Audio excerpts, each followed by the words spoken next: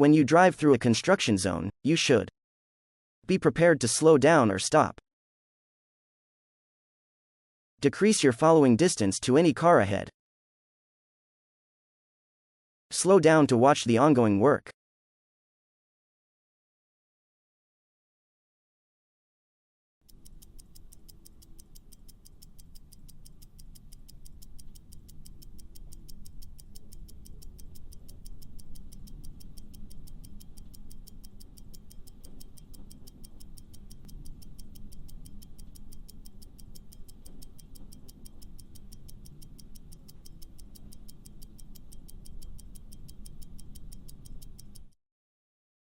Be prepared to slow down or stop.